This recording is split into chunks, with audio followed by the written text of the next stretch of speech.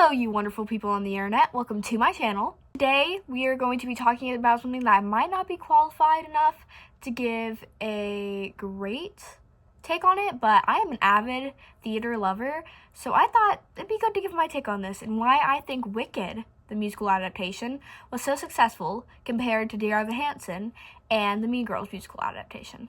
For starters, let's talk about why I think Wicked was successful. This show has been a Broadway staple since when it first debuted in 2003 with Kristen Chenoweth and Idina Menzel. Also, it's based off of the iconic Wizard of the Oz novel that we've all either seen the movie or some sort of adaptation or read the book in our lives. So it already had that going for it. The visual spectacles and cinematography in this movie are phenomenal. It's beautiful. It's breathtaking for any film addict or anyone or film connoisseur or any just average audience member can tell. Holy crap, this is awesome. They also have catchy and iconic tunes such as Defying Gravity, and I know in part 2 I'm most excited about For Good because that's my favorite Wicked song other than The Wizard and I, so it's gonna... I might start crying. Wicked holds a special place in my heart because it was the first musical I ever saw professionally, and it's the thing that got me into theater, which I am so grateful for that my parents took me to go see it, because I don't think I would be the person I am today if I didn't watch and go see Wicked, which I know that's very sentimental and it's very cringy, but that's the truth.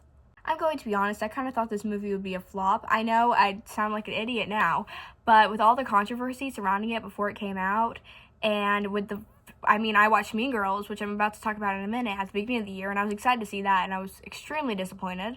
And then with other musical adaptations, I did not think it was going to turn out well, and I didn't think they were going to do the amazing musical justice, but boy, was I surprised. One of my biggest reasons why I think Wicked was so successful is because of the casting. So they picked famous people, yes, because who doesn't know Ariana Grande? Everybody knows who she is. And I thought when they first cast her, I was just like, really? Her as Glinda? But it was a phenomenal casting now that I think of it, and now that I've seen her live. Also, Cynthia Erivo, she is a goddess of singing. I love her so much. I'm a major fan.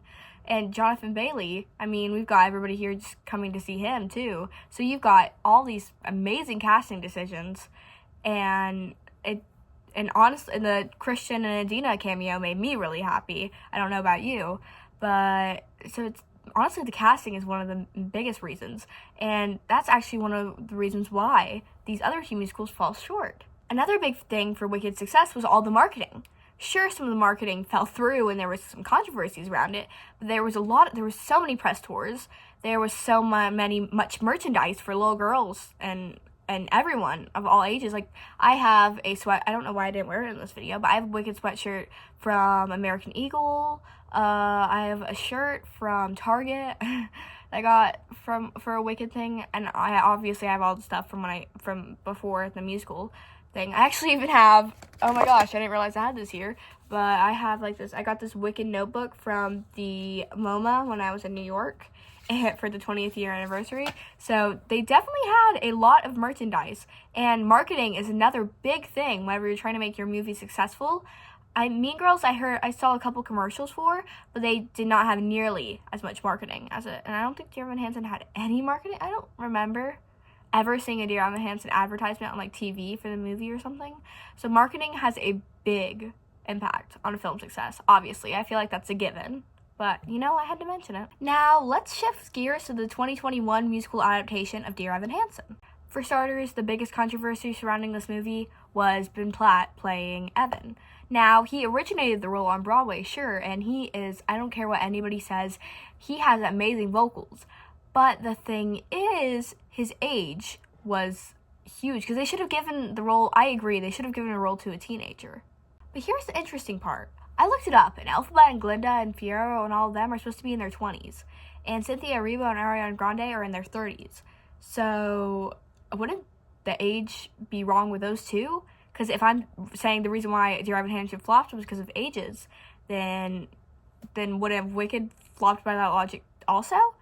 Not necessarily. The thing with Dear Evan Hansen is his age is a main component to the storyline. He is supposed to be a high school student. At Chase University, they never specify their ages in the movie.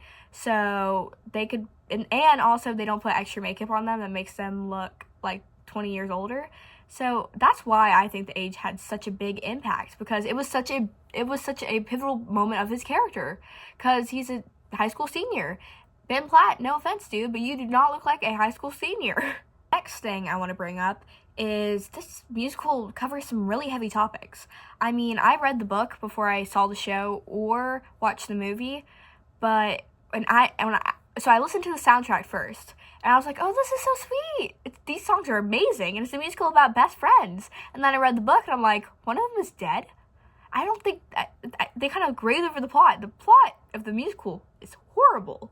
I say that as nice as I can, but they completely disregard Connor, and because they try to move the motivational message that you will be found, you are heard, you are seen.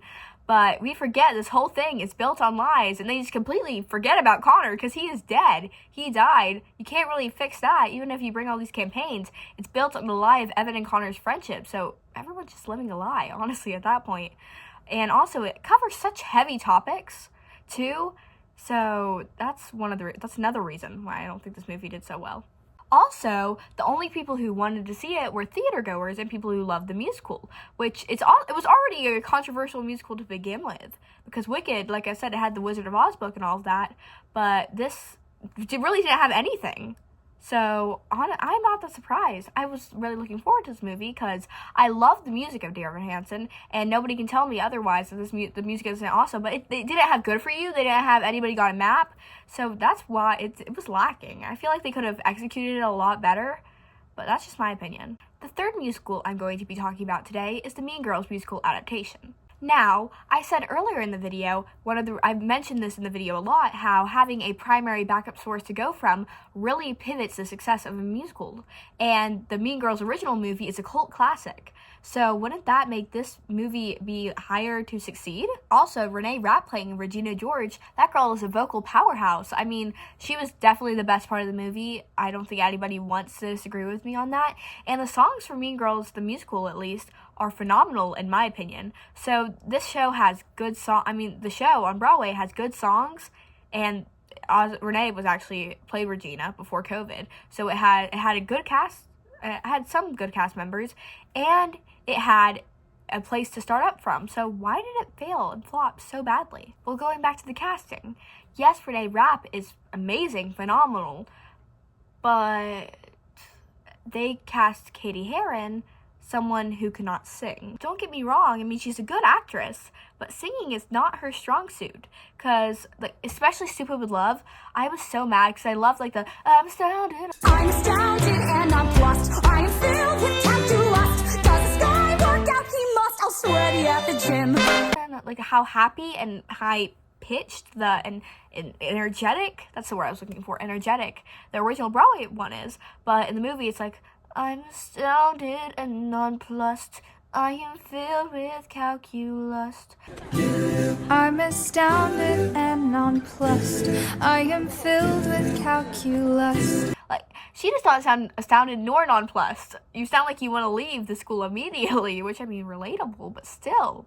Next was they kind of tried to make it more modern by adding things such as, cyberbullying and social media issues to the mix, which I don't think matches the original plot and theme of Mean Girls. I mean, it kind of goes alongside of it, but it extremely changes it, and it doesn't match the musical at all. What, does it? I don't think it does, because I've never seen the musical live, but I don't feel like that was on brand. And I also, when they said the iconic lines, such as, get a loser, or other ones are you can't sit with us! They felt like they were saying them as they knew they were iconic lines. And the delivery just felt off. Speaking of iconic lines, there's a couple that they left out. I'm pretty sure I haven't watched the movie in a while. I mean, I don't really want to give it a rewatch. But I'm pretty sure they left out there's a 30% chance it's already raining. And I was so mad about that. I remember I left the theater really disappointed because I'm a huge fan of musicals. And my cousin, who's not a huge fan of musicals, I don't know how, but she's a huge fan of Mean Girls. We were both just looking at each other. We were just like, what the heck? I will say something really funny though. My mom did come with us because she was like, I've never seen Mean Girls. Let me go check this out. So we were sitting in the theater and like I said, she's never seen Mean Girls before. So when Regina George got hit by a bus, all I hear in the silent theater is, "Oh gosh!" And she like jumped back, and she said it so loud too. And my cousin and I were just like, "Shut up, woman! Like, we love you, but like, shh, we're in public." And she was like, "I did not know she got hit by a bus." Well, that's how they started the movie. No, but it was hilarious. You know, we were not asked back to that movie theater, but. So there you have it. Wicked had a lot of elements to be successful, and it also had a lot of elements to be unsuccessful, but in the end, those elements of success pushed through. Meanwhile, Dear Evan Hansen and Mean Girls had more elements that were unsuccessful, causing them to fight more barriers and to limit their reception and make it less enjoyable for the audience. What did you think? Did you enjoy these adaptations? I do not hate them, but compared to the Broadway musicals, I definitely prefer the stage production compared to the movie, but maybe you feel differently. Let me know in the comments, and always, thank you so much for coming to my Ella Talks. See you next week. Bye!